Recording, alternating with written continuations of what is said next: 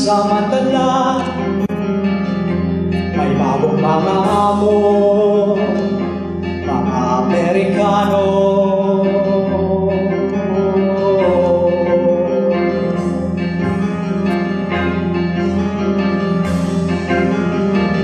Pagamutan bang itatayo nyo? Bakasyonan bang hinahanap nyo?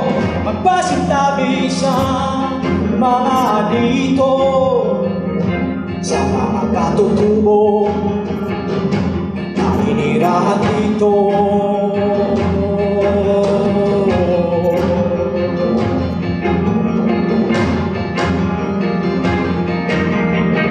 Sino bang nagmamay-ari ng lupang ko? Ano bang tamang kasaysayan o titulo? Aming likas na yaman, ang mga kabundukan,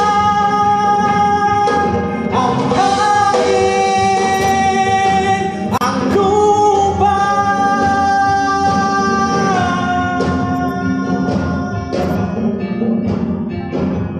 Fourscore and 7 years ago, our fathers brought forth on this nation a new city, conceived in conceit, arrogance, and our belief that it is our manifest destiny to enslave our little brown people and to exploit these islands. Take whatever we want, do whatever we want, for we are dedicated to the proposition that some men are created more superior than others. Now we are engaged in a great land grab, testing this native or that native or any native, so conceived and so dedicated, cannot endure greed.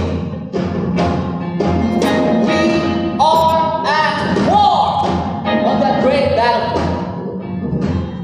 We are taught to dedicate a portion of that field as a fine resting place for the elite. And it's descriptive and proper that we should do this.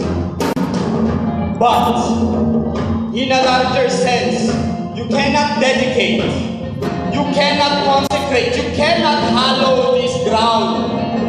The brave men, living and dead, who struggled it, have consecrated it far above from our poor power to add or detract.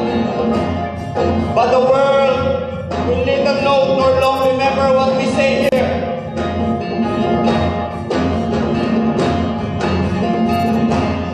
And it is for us, the living, rather, to preserve the work which they, our ancestors, have begun. It is for us, rather, to be dedicated to the great task remaining before us, that we here highly resolve that these dead have not died in vain, and that this city had under kabunyan shall have a new birth of freedom.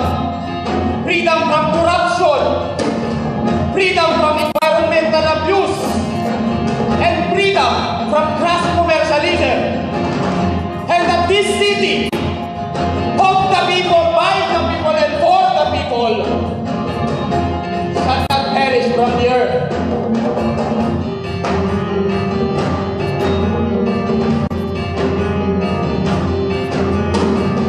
Pagamutan bang itatayo nyo? Bakasyonan bang hinahanap nyo?